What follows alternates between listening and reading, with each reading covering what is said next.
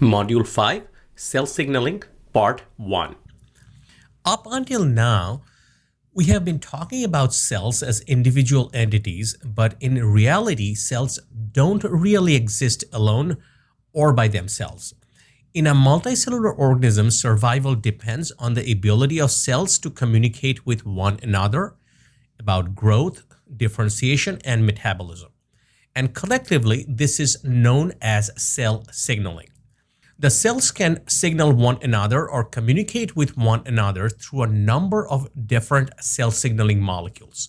There are literally thousands of different signaling molecules, and at the bottom of the slide, you will see a list of general classes of signaling molecules, but this is a very abbreviated list, and each of these components have many entities within them. So there are literally thousands of signal molecules in the cell. Now, in some cases, a signaling cell will release a signaling molecule through a secretion or exocytosis. And this signaling molecule can then be received at a part of the target cell through a receptor. This is probably the most common form of cell signaling. In some cases, the signaling molecule itself can remain very tightly bound to the plasma membrane of the signaling cell, and it can even be a transmembrane protein as shown in the slide. In this case, the communication with the target cell occurs by physical interaction between the two cells, but this is a much rarer form of signaling. In this discussion, we will focus on secreted signaling molecules that you saw on the previous slide. Now, regardless whether the signaling molecule is secreted from a signaling cell or whether it is a part of the plasma membrane of the signaling cell, the message or the communication is received by the target cell through either receptors or gap junctions. Now, if you think about secreted signaling molecules, you can divide them into two broad classes, and we're going to talk about them this way. They can be hydrophilic signaling molecules or hydrophobic signaling molecules. In the case of hydrophilic signaling molecules, seen on the left side of your slide, this often interacts with the target membrane through cell surface receptors. So rarely does a hydrophilic signaling molecule enter the cell to propagate the signal. Now, on the other hand, the hydrophobic signaling molecules, which are seen on the right-hand side of the slide, use intracellular receptors, so it's necessary for these signaling molecules to pass through the plasma membrane in order to encounter their receptors. In the example on the slide, you can see a hydrophobic signaling molecule being delivered to a target cell through a carrier protein. And this makes sense because if it's hydrophobic, it needs to have some kind of carrier protein to shield it from the aqueous environment of the extracellular space. At the target cell, the hydrophobic signaling molecule passes through the plasma membrane and then binds to an intercellular receptor. The other way in which signaling molecules can be passed from one cell to the other, or another way cells communicate with one another, is through the gap junctions. And these are relatively large structures that are formed between the plasma membrane of two opposing cells, and they contain a small pore through which very small signaling molecules can pass through. We are not going to consider gap junctions anymore in our discussion of cell signaling, but when we talk about cell-to-cell interactions in another topic, we will revisit gap junction. Whether a cell will respond to a signaling molecule and the way in which it responds to a signaling molecule depends on a couple of things. First, it must have a specific receptor that can bind the signaling molecule. How the cell responds to signaling depends on the intercellular signaling machinery that it has. And we are going to look at some examples of signaling machinery. And because of this, different cells can respond in different ways to the same signaling molecule. So for example, on this slide, in a diagram of signaling by the signaling molecule acetylcholine, which is a neurotransmitter. And you can see acetylcholine can induce contraction in the skeletal muscles. It can induce relaxation in the heart muscle, and it can induce signaling in the form of secretion in some secretory cells. So it is very interesting that the same signaling molecule can induce different responses in different cells. And again, you have to remember that this is due to the intracellular signaling machinery that is present in these cells. Now, there is one or more general comment that I want to make about signaling before we start looking at some specific examples, and that is that there are 4 forms of signaling mediated by secreted signaling molecules, and these forms of signaling can either work in the very short distance or in a very long distance.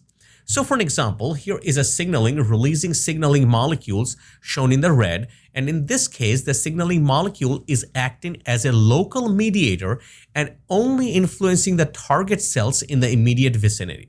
This is known as the short-range signaling or paracrine signaling. But in multicellular organisms, short-range signaling is not sufficient.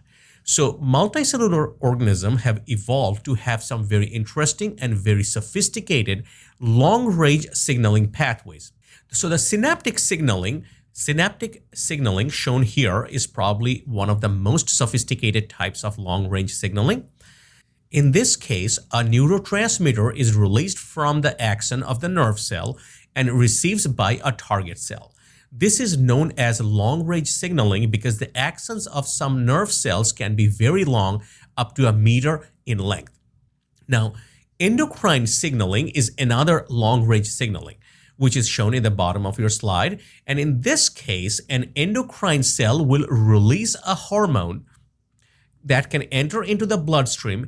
It can exit the bloodstream at much farther distance, and it can influence the target cells at a much longer distance from its origin. Now, those 3 methods of signaling all involved a signaling cell communicating with a target cell that was different from the signaling cell.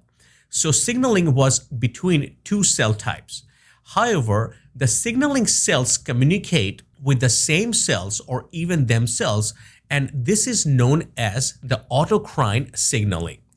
And this is another form of short-range signaling. So here is an example in the slide. You have a number of cells of a signal cell type, all releasing signaling molecules and communicating with each other. And in some cases, those signaling molecules are received or bound by the receptors on the actual cell that released a signaling molecule. Okay, now, what I want to do is look at some specific examples of signaling molecule and signaling machinery. And we are going to start out with the hydrophobic signaling molecule because they are very easy to discuss because they all function in the same way. So you can talk about the hydrophobic signaling molecule story as a group and in very general terms because it applies to all of them. So the hydrophobic signaling molecules can be divided into 3 groups. They are steroids, the thyroid hormones, and the retinoids. On this slide, you will see the steroid hormones, and these are just a few examples. There is cortisol, which is released by the adrenal gland, which sits on top of the kidney, and these signaling molecules can influence metabolism in many cell types.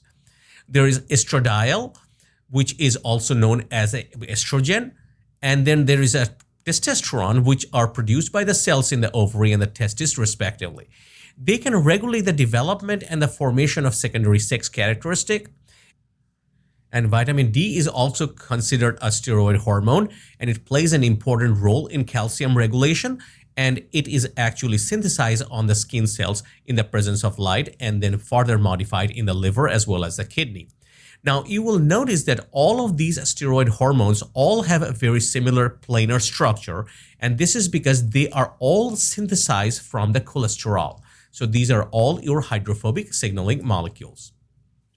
The thyroid hormone are the second class of hydrophobic signaling molecule, and the thyroid hormone are often made from tyrosine. And you can see here for this example, the steroid hormone thyroxine, you can see the tyrosine within the structure of that hormone with the attached iodines, and the thyroid hormones increase the metabolism in many cell types. And then finally, there are retinoids, and in this example, the retinoic acid. And this is a very important signaling molecule and plays a role in vertebrate development. So the hydrophobic signaling molecules, all of the intracellular receptor have a very similar structure. They are all proteins or protein receptors that have three domains. One domain is known as the activation domain, that is shown here. The second domain is shown here on the right, and then there is a ligand binding domain in which the hormone or the hydrophobic signal molecule bind. And then there is a DNA binding domain in the center. All of these receptors are found in the cytosol, and they are usually bound to some type of inhibitory protein complex, which is sometimes referred to as a chaperone. So in this case, the inhibitory protein complex is known as the HSP19, which stands for heat shock protein 90 kilodalton molecular weight. And this group of proteins, the inhibitory proteins, will maintain the receptor in the cytosol or maintain the receptor inactive in the cytosol. However, when the receptor encounters a hydrophobic signaling molecule, such as a steroid shown here in the red, the steroid signaling molecule will displace the HSP90, the inhibitory protein. It will bind to the ligand or hormone binding domain, and you will get a change in the conformation of the intracellular receptor. And the DNA binding domain will be exposed when the receptor takes on this new conformation by its association with the steroid hormone. This active conformation then it travels to the nucleus, and this can bind to the DNA as a transcription factor. So the response of the hydrophobic signaling molecules takes place in two steps. The first step is known as the early primary response, and that's shown in this slide. At the top of the slide, you can see a steroid hormone that's interacting with the steroid receptor. Once the steroid hormone or the hydrophobic signaling molecule binds the receptor hormone complex enters the nucleus, and the receptor hormone complex can bind to the DNA, to a specific region of the DNA, and increase the transcription and translation of a few different proteins. And again, this is called the early primary response, and this can take place in the cell in as little as 30 minutes. So then what happens? The early response proteins can do one of the two things. Some of them will act on the negative feedback loop shown here and turn off the transcription of the primary response genes. Other primary response proteins will behave as the transcription factors and will influence or enhance the transcription and translation of secondary response proteins. And so think that you can appreciate that a single hormone can induce, or a single hydrophobic signaling molecule can induce enormous changes in gene expression in the cell. When this happens, the cell can change their behavior.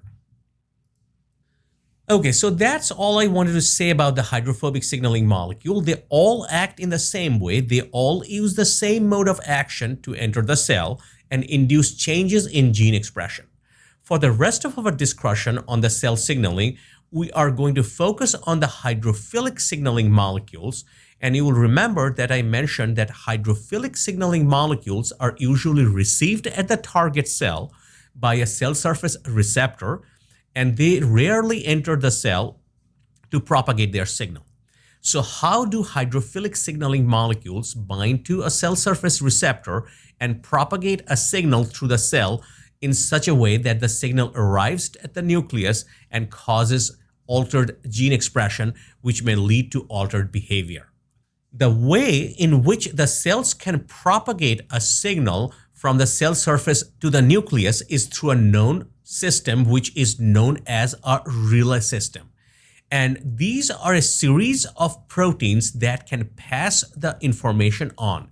And it is called a relay system because it is very similar to a relay race, where one protein becomes activated, it then activates a second protein, which activates a third protein, and so on and so on. So like the runners in a relay race, the signal can be propagated from the cell surface to the nucleus. And What is really interesting is that the most of the proteins that are found in the relay system in eukaryotic cell are one of the two types. They are either proteins that can become phosphorylated. So when they are phosphorylated, they are activated. Or they are proteins that can bind to GTP, and these are often referred to as G proteins. And here is what this looks like. So here is a general scheme of these proteins that play a role in signaling and their relay proteins. So on the left-hand side is a protein that can be activated by phosphorylation. So you have an inactive protein and it is not phosphorylated. A single molecule binds to the receptor and the signal enters into the cell. That signaling protein becomes phosphorylated. Once the phosphorylated protein is active, it can propagate the signal to the next protein in that relay. Usually shortly after signaling, the protein is dephosphorylated and that signal is turned off. So it is very important for the cell to be able to tightly regulate the signaling by turning these proteins either on or off very easily. And in the case of a protein that can be activated by phosphorylation and can be deactivated by the dephosphorylation. On the other hand, the right-hand side, what we are seeing is the general schematic of a G protein, which you have seen in the previous topics. So again, at the top of the schematic, you can see the relay protein is bound to GDP. It receives a signal and it exchanges its GDP for GTP. And once it is bound to GTP, it becomes activated and it can pass the signal on to the next cell. The intrinsic GTPase activity of the G protein can hydrolyze the GTP back to GDP, and the protein becomes deactivated once again. And so you can see that all these proteins act like molecular switches. They're on when they are phosphorylated or bound to GTP, and they're off when they are not phosphorylated or not bound to GTP, but they are bound to GDP. And you will notice that many of these signaling molecules we are going to look are some of these types. Okay, so now let's take a look at a couple of examples of the cell surface receptors as well as intracellular signaling machinery. Now, this slide shows the 7 different classes of cell surface signaling receptors. For this course, we are not going to consider all of these. We are only going to consider only 2 of these and the signaling machinery from the 2 of these receptors. And one of them is the G protein linked receptors, and the other one is an enzyme linked receptors. So let's start with the G protein linked receptors. The G protein linked receptors are sometimes called G protein coupled receptors and are so named because when the receptor becomes activated, it becomes activated when it binds a ligand. Then it interacts with the G protein, and that's what you can see in the slide right here. So here's a G protein that is localized near the G protein coupled receptor, and the G protein is heterotrimeric. What it means that they have 3 subunits, and we are going to see an example of them in a minute. So what happens is the G protein coupled receptor binds its ligand, and this allows the receptor to interact with the G protein. These cause activation of the G protein, and then this G protein can interact with another protein, an enzyme or an ion channel, and activate it. So in other words, it propagates the signal to the next protein like a relay. So we are going to look at 3 examples of these G proteins. One of them is a G protein coupled receptor that activates the enzyme adenylyl cyclase. The second G protein coupled receptor that inhibits the adenylyl cyclase. Signaling molecule is the same, but the activity is different. And then finally, we are going to talk about a G protein coupled receptor that can activate an enzyme which is known as a phospholipase C. We briefly mentioned about that in somewhere else. So all the G protein coupled receptors or G protein linked receptors have a similar structure, and that is shown in here in these two diagrams. They are all 7-pass transmembrane proteins. They have a very large extracellular domain. Their N-terminus is on the outside, and this is the ligand binding domain. So this is where the signal molecule is going to bind. And then on the cytosolic side of the plasma membrane, you can see the arrows pointing to the domains that are responsible for subsequently interacting with the heterotrimeric G protein. The C3 loop, which is the third cytoplasmic loop, is really important in the specificity, and this loop will specify which G protein will interact with which particular receptor. All right, so let's focus on the G protein coupled receptors that either upregulates or downregulates the activity of adenylyl cyclase. So this is a very general schematic of that, and let's take a look of this a little bit more in detail. So here you have a signaling molecule on the extracellular space, and it binds to the G protein coupled receptor.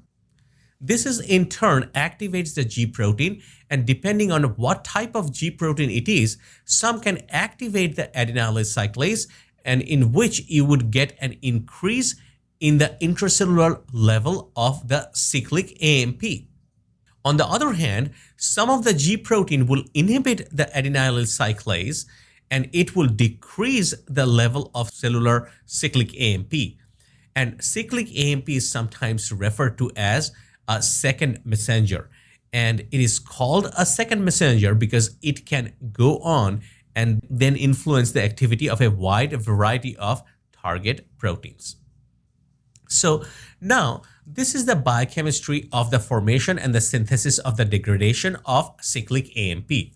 I think that it is important to visualize this biochemically so that you can understand what is going on in the cell. So the cyclic AMP is made up of from the ATP by the action of adenylyl cyclase, and once it propagates the signal, it can be very rapidly be hydrolyzed by cyclic AMP phosphodiesterase to 5' AMP, which is not an active signaling molecule.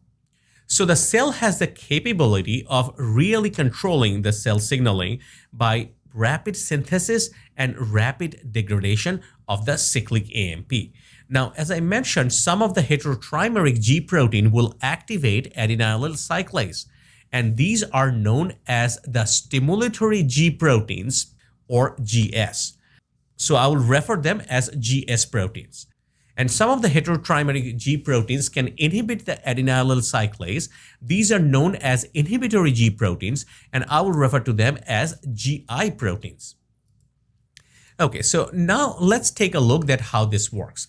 Let's focus on the stimulatory G proteins. So at the top of the figure, you can see the G protein coupled receptor in the light green. There's a signaling molecule. In this case, it is a hormone. You can visualize the stimulatory G protein. It is a heterotrimeric protein, and it contains an alpha subunit, a beta subunit, and a gamma subunit. And you will notice that the alpha subunit also contains a nucleotide binding pocket and a GTP binding pocket. And then on the right hand side, the enzyme is adenylyl cyclase that is going to synthesize cyclic AMP from ATP. So in the step 1, you have the binding of the signaling molecule to the receptor. This creates a conformational change in the receptor such that it can now interact with the heterotrimeric G protein. That's what is shown in the step 2. The interaction of the heterotrimeric G protein with the receptor causes an exchange of the GTP for GTP.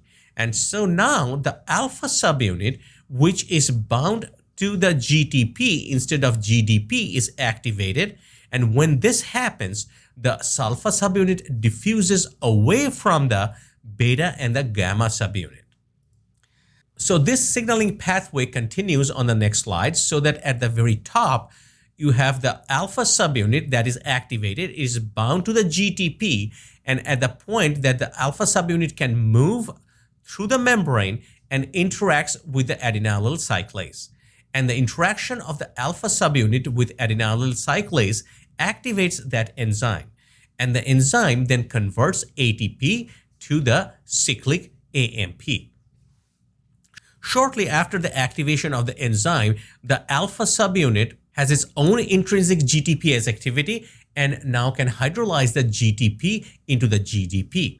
This inactivates the alpha subunit. In fact, it is inactivating itself, and then it reassociates with the gamma and the beta subunit. And you are at the beginning of the cell signaling cycle once again. All right, so one question that you might have is how fast does the alpha subunit dissociate from the beta and the gamma subunit? And we can use a technique that we learned about already in the first part of this course, when we were talking about the fluorescence microscopy and imaging cells. And that technique is FRET, or fluorescence resonance energy transfer. And I will remind you that FRET is a very powerful technique, and to carry out FRET, you need two fluorophores. And in this example, you have the CFP, cyan fluorescent protein, and you have YFP, or the yellow fluorescent protein. And what is important in choosing a FRET pair is that the emission wavelength of one of the fluorophore must be the excitation wavelength of the second fluorophore. So in this case, the emission wavelength of the cyan fluorescent protein happens to be the excitation wavelength of the yellow fluorescent protein. Now, if these two fluorophores are far apart in the cell and you excite the cell with the wavelength necessary to excite cyan fluorescent protein, what you will see is the emission of blue light and no emission of yellow light, because this emitted light is too far away from the yellow fluorescent protein to excite it. And this could be considered as no signal. And you have to be within 10 nanometers or 100 angstroms in order to get a signal. On the other hand, if these two fluorophores are very close to one another, light emitted from CFP will actually excite YFP, and then YFP will emit in the yellow range. And so you can use this powerful technique to measure that how fast the alpha subunit dissociates from the beta and the gamma subunit. This is an experiment that was carried out by Peter de Vries at Johns Hopkins University. And what he did is he put a cyan fluorescent protein tag on the alpha subunit, and he put a yellow fluorescent protein tag on the beta gamma subunit.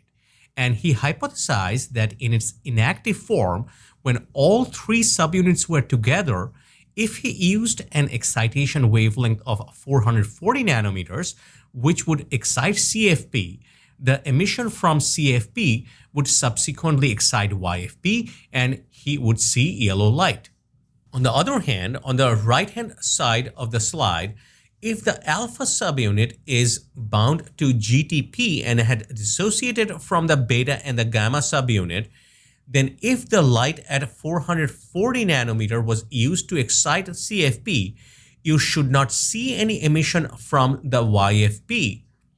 You should only see the emission in the blue range, because YFP is too far away from the CFP to be excited by the emitted light. And so what he did again, he CFP tagged the alpha subunit, he YFP tagged the beta subunit, beta gamma subunit, and he transfected these chimeric genes into some cells. And then he followed the emission of the yellow light after the addition of a signaling molecule, which is a CAMP. Now, in this case, he used the cyclic AMP as a signaling molecule, but don't let this confuse you. It is interesting that cyclic AMP can also be an extracellular signaling molecule, but really you can think of this experiment if you add any kind of signaling molecule and you follow the emission of the yellow light, you should be able to determine when the alpha subunit dissociates from the beta gamma subunit. So on the x-axis, you can see the time in seconds. Y-axis is the relative fluorescence of the yellow light. And you can see at about 10 to 12 seconds, he added the signaling molecule. And in about 10 to 15 seconds later, the emission of the yellow light dropped dramatically. And so you can see that this happened very, very quickly. The alpha subunit dissociates from the beta gamma pair quite quickly within 10 to 15 seconds. All right, there are a wide variety of G protein coupled receptors that are able to interact with stimulatory G proteins to turn on adenylyl cyclase. And in this figure, there are three examples: epinephrine, glucagon, and ACTH, or adrenocorticotropic hormone. All of these bind to the G protein coupled receptors, which activate the GS, the stimulatory G protein. And then that stimulatory G protein, the alpha subunit particular, can activate the adenylyl cyclase, and you get the production of cyclic AMP by this adenylyl cyclase. There are also a wide variety of signaling molecules that are respective receptors that can interact instead of the stimulatory G protein with an inhibitory G protein complex, or GI. And again, in this example of prostaglandin E1 and adenosine are the signaling molecule. So when they bind to the receptor, they activate the inhibitory G protein complex, and the alpha subunit will then interact with the adenylyl cyclase. But instead of activating the adenylyl cyclase, it actually inhibits the activity of the adenylyl cyclase. So then the inhibitory G proteins work in the exact same way. The signaling molecule binds to the receptor interacts with the heterotrimeric G protein, alpha subunit binds to the GTP, diffuses from the beta GABA subunit pair, it interacts with the adenylyl cyclase, but at this point, the adenylyl cyclase is not activated, it is inhibited. So it's exactly the same process, and I'm not showing you a diagram of that, but it is exactly like the signaling process that we just saw. What is really interesting is that some pathogens can take advantage of these signaling pathways. So for example, Vibrio cholera can actually hijack the stimulatory G protein signaling pathway. And what happens in this bacterium produces a toxin which covalently modifies the stimulatory G protein, the alpha subunit of the G protein, and it cannot hydrolyze its GTP to GDP. So it cannot turn itself off, and therefore it remains in the GTP bound state or perpetually on. On the other hand, the pertussis toxin, which is related to another pathogen, Bordetella pertussis, which is a causative agent of the whooping cough, can covalently modify the alpha subunit of the GI protein complex, and in this case, it locks the alpha subunit in the GDP bound state or permanently off. And we are going to revisit these two toxins and these two pathogens, I believe, in the second part of the cell signaling discussion. So we are going to learn why these pathogens do this. Okay, so now you have all these G protein coupled receptors on the cell surface, and you have some stimulatory G protein in the cell, and you have some inhibitory G protein in the cell. How does the receptor know which G protein to bind to, which heterotrimeric G protein to interact with? And as I mentioned earlier in this discussion, it is the C3 loop, it is the third cytoplasmic loop that will confer the specificity. So in the upper left-hand portion of the slide, I have highlighted the third cytoplasmic loop right there, and this would represent the G protein coupled receptor that binds to the stimulatory G protein. And then on the upper right side of the slide, this would represent a G protein coupled receptor that binds to the inhibitory G protein. And what's really interesting is that now you can use the recombinant DNA technology to swap the domains, swap the C3 domain, for example, between these two receptors. Now, a cell surface receptor that would normally bind to the stimulatory G protein and activate adenylyl cyclase will now inhibit adenylyl cyclase. And then the opposite is true as well. A cell surface receptor that would normally inhibit adenylyl cyclase will in fact stimulate adenylyl cyclase. This concludes part 1 of the cell signaling discussion.